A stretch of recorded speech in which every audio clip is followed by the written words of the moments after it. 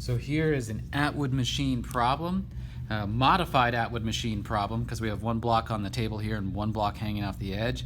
It says the block of mass M is on a rough, so that is important, horizontal table, so we know there's going to be friction. The string that attaches it to the block of mass M2 passes over the frictionless pulley of negligible mass, so both of those matter, not so much this unit, but coming up later.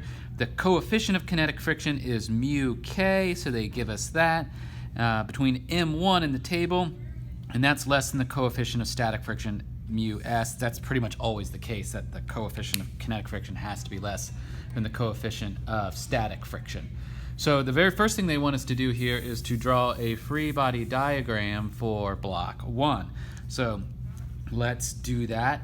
It says, this is the block, by the way, that's sitting on the table from the other diagram. So we will have a force of gravity down, and you can call it that. You can actually also say M1 times G. That's acceptable as well.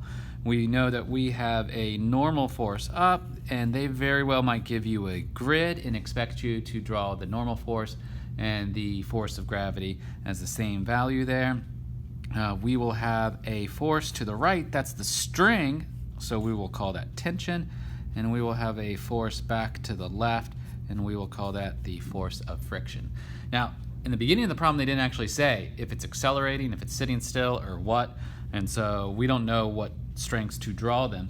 If you look at the next part, actually, they will say that it is just not moving, so that actually lets me know in that case that these two have to be equal to each other, the force of friction and the tension, to keep that block from moving. So now let's find what that value of the coefficient of static friction, mu sub s here, has to be in order to prevent it from moving. Well, let's think about block 1 and set up a Newton's second law problem here. So we can say that the sum of the forces in the x direction on block 1 is equal to the mass of block 1 times the acceleration of block 1. This is 0, so we know the net forces have to be 0. And what are the net forces on it? We just explained that is tension to the right and friction to the left. Those have to be equal to 0. So in other words, they have to be equal to each other there. So now let's start to set this up. In a sense, we almost need another realization here. One is on this side, the force of friction is the coefficient of friction, static in this case because it's not moving, times the normal force on block 1. Well, let me just draw a real small free body diagram over here. We've already mentioned this, that the normal force up must be equal to the weight downwards because there's no acceleration in the y, so the net force in the y must be 0. So we can say that the coefficient of static friction, instead of writing normal force, let's write the force of gravity on 1. In other words, the coefficient of static friction times the mass of block 1 times gravity. So that is the value of the force of friction. That's what the tension's got to be equal to. But we're not allowed to put tension in there. We got to keep it in M1, M2, and the coefficient of static friction. So to do that, let's think about block 2 here and do a little free body diagram on it.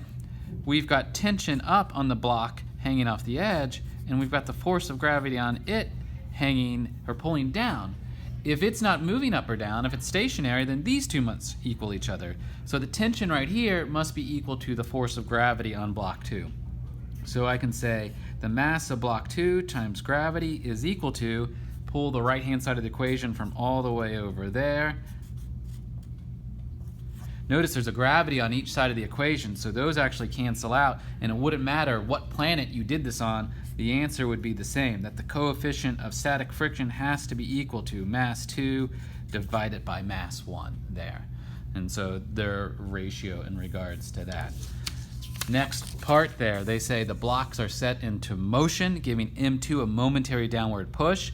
In terms of M1, M2, mu sub k, in other words, the coefficient of kinetic friction, and G, determine each of the following. What's the acceleration of M1?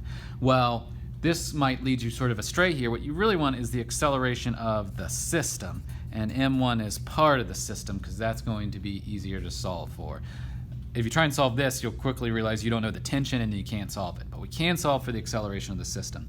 So let's write a Newton's second law for the system. The sum of the forces on the system is equal to the mass of the system times the acceleration of the system. And that, again, will be the same as the acceleration at block 1 there. So what forces do we have on the system there?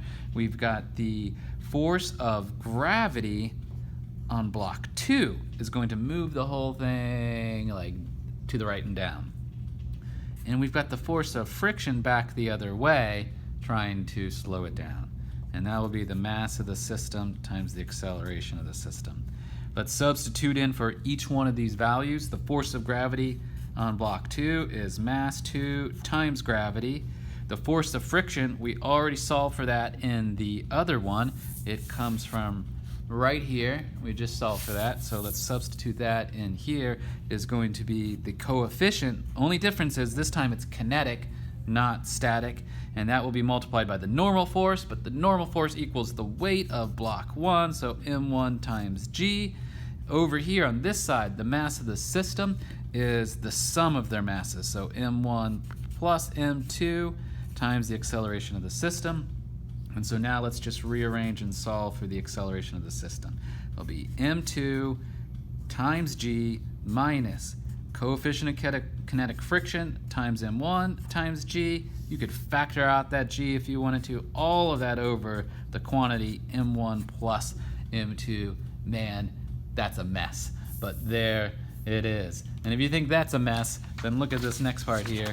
It's going to get even messier. I'm going to keep this handy. We're going to need this acceleration in just a second because they want to know the tension in the string. You can solve this by looking at block 1 or block 2. Let's look at block 2. I think that's just a little bit easier to picture. We know we've got a tension up and we've got the force of gravity on that block down.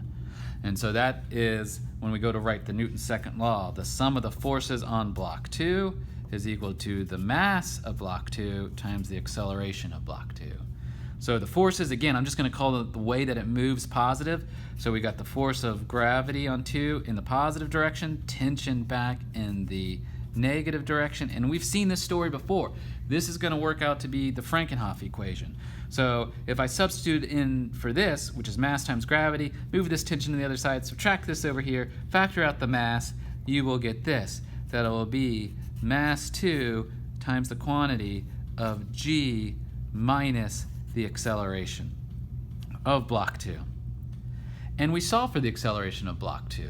It is this. It's the same as the acceleration of the system. So you can plug all of this into this right here, and that becomes an insanely disgusting algebraic mess.